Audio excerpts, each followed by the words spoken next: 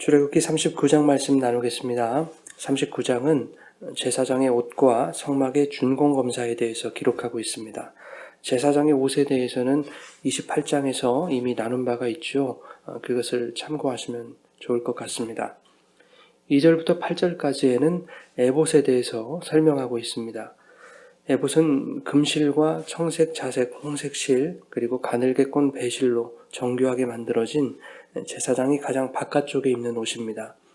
어깨바지 2개를 만들어서 에봇에 연결하게 했고, 또 어깨바지에는 호마노라고 하는 보석을 깎아서 금태를 물렸습니다.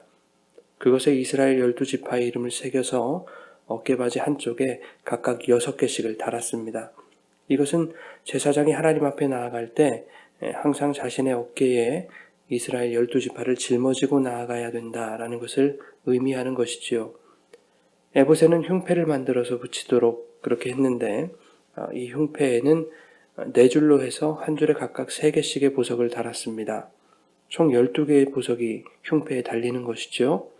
홍보석, 황옥, 녹주옥, 남보석, 홍마노, 녹보석 등등이 그것인데, 오늘날로 치면 다이아몬드나 루비, 에메랄드나 자수정 같은 값비싼 것들입니다.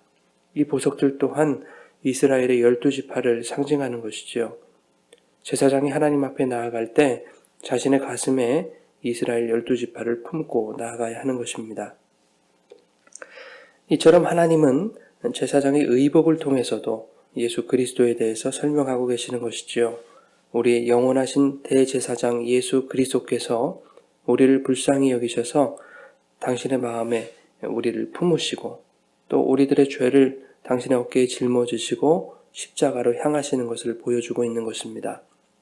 예수님이 우리와 같은 죄인들조차도 가장 귀한 보석으로 여겨주신다라는 것을 의미하죠. 요한계시록 21장에 보면 천국을 흉패에 붙인 보석들의 이름들로 그렇게 표현해 놨습니다. 그것은 천국의 바닥이나 벽이나 건물들이 이러한 값비싼 보석으로 이루어졌다라는 것을 의미하는 것은 아닐 것입니다. 천국은 이러한 보석 같은 성도들로 이루어진 곳이다 라는 것을 말씀하시는 것이죠. 하나님에게는 모든 성도가 이처럼 보석 같은 존재라는 뜻일 것입니다. 하나님께서 이스라엘을 상징하는 흉패에 붙이는 이 상징물들을 나무 조각이나 돌 조각 같은 가치 없는 것들로 정하지 아니하시고 값비싼 보석으로 정하셨다는 것이 이스라엘과 오늘날 성도들에게 얼마나 감사하고 감격스러운 일입니까? 어디 하나 완전한 것 없고 늘 자신만 생각하는 죄인들을 아무 가치 없는 그러한 것으로 여기지 아니하시고 값비싼 보석으로 여겨주시는 것은 죄인을 의롭다 여겨주시는 하나님 아버지의 크신 사랑과 구속의 은혜와 구원의 능력을 에둘러 표현하고 있는 것입니다. 30절에는 순금으로 거룩한 패를 만들어서 그 위에 여호와께 성결이라고 새기도록 했습니다. 이 패는 대제사장이 머리에 쓰는 그 관에 매다는 것이었죠. 제사장 또한 하나님 앞에서는 죄인의 한 사람으로서 하나님께 성결하게 나아가야 된다라는 것입니다. 아무리 대제사장이라 하더라도 아름답고 값비싼 것으로 정교하게 만든 그 거룩한 옷을 벗겨놓으면 그 또한 이스라엘과 똑같은 죄인에 지나지 않다라는 것이지요. 속죄의 은혜가 필요한 죄인된 인간이라는 뜻입니다. 하나님께 성결하지 않으면 그가 누구라도 죽임을 당하게 되는 것입니다. 그런데 참 놀라운 것은 예수님은 우리의 대제사장이시면서도 성결하지 못한 죄인의 모습으로 죽임을 당하셨다는 것입니다. 대제사장인 동시에 영단번의 희생제물이 되어주신 것이지요. 인간 대제사장으로서는 불가능한 일입니다. 성도들의 죄를 대속하기 위해서는 누군가의 희생이 필요했기에 예수께서 죄인인 우리들 대신 성결하지 못한 죄인됨을 자처하셨습니다. 그래서 죄인의 신분으로 십자가에 달려 돌아가신 것입니다. 그렇게 성도들의 성결을 지켜내신 것이죠. 그러므로 성도들은 오직 예수 그리스도 안에서 여호와께 성결함을 이룰 수 있는 것입니다. 32절부터는 성막 공사의 준공검사가 이루어집니다. 이스라엘 자손이 이와 같이 성막 곧 회막의 모든 역사를 마쳤다. 32절에 그렇게 기록하고 있습니다. 그런데 이 모든 것이 여호와께서 명령하신 대로 행한 것이다 라고 말씀하고 있죠. 42절에도 여호와께서 모세에게 명령하신 대로 이스라엘 자손이 모든 역사를 마쳤다. 43절에도 모세가 그 마친 모든 것을 본즉 여호와께서 명령하신 대로 되었다라고 기록하고 있습니다. 모든 것의 완성은 하나님의 뜻대로 이루어져야 완성이 되는 것이죠. 오홀리압과 부살렐이 잘 만들어서 완성이 이루어진 것이 아닙니다. 모세가 사람을 잘 세웠기 때문도 아닙니다. 모든 것의 완성은 하나님이 명령하신 대로 행해야 이루어질 수 있는 것입니다. 32절과 42절에 보면 모든 역사를 마쳤다라고 기록하고 있습니다. 여기서 역사라고 번역한 히브리어 아보다는 아바드라는 단어에서 왔습니다. 이 아바드는 일, 노동, 봉사라는 의미입니다. 이것이 하나님께 대하여 사용되었을 때 하나님을 향한 일, 하나님을 향한 봉사가 되겠죠. 즉 예배라는 의미로 확장될 수 있는 것입니다.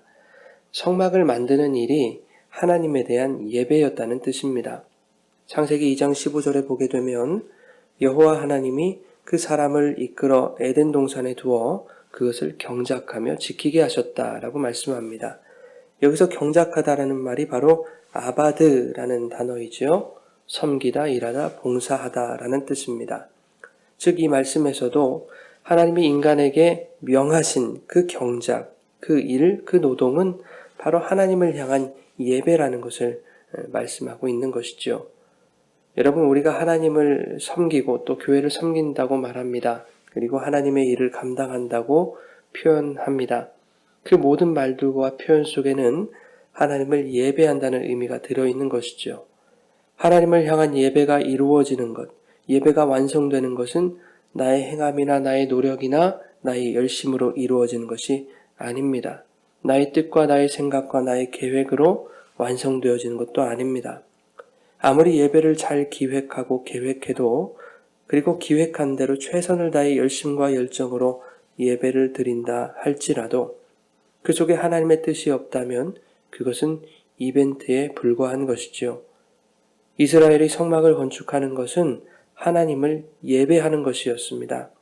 오늘날 성막을 건축하는 것과 다름없는 성도들의 이 예배는 하나님이 명령하시는 대로, 하나님이 원하시는 대로 이루어져야 합니다. 성막의 모든 것들이 예수 그리스도를 설명하고 있듯이 또한 하나님께서 그것을 목적하셨고 그것을 원하셨듯이 어떠한 경우에라도 예배에는 반드시 예수 그리스도만이 나타나야 하는 것입니다. 얼마나 많은 사람이 동원되는가, 얼마나 좋은 음향기기와 악기들이 예배를 화려하게 수놓고 있는가, 얼마나 많은 사업들과 열매들이 예배 가운데 보고되고 있는가. 이러한 것들이 모두 잘못이라는 것은 아니지만 그럼에도 불구하고 예배 가운데 예수가 나타나지 않는다면 그것은 하나님이 명령하신 대로 행한 것이 아니라는 뜻입니다. 그렇게 되면 우리는 여호와께서 명하신 대로 모든 역사를 마쳤다라고 말할 수 없게 되는 것입니다. 43절에 이렇게 기록하고 있습니다. 모세가 그 마친 모든 것을 본즉 여호와께서 명령하신 대로 되었으므로 모세가 그들에게 축복하였더라. 하나님께서 명령하신 대로 행하는 자들을 하나님이 축복하실 줄 믿습니다. 여러분의 모든 삶 속에서 하나님을 향한 예배가 이루어지기를 소원합니다. 여러분의 모든 예배가 주님의 뜻대로 이루어짐을 통해서 하나님이 여러분의 인생을 축복해 주시기를 소망합니다. 우리의 모든 삶 속에서 예수 그리스도의 향기가 나타나는 하나님이 원하시는 산제사가 이루어지기를 주님의 이름으로 축복합니다.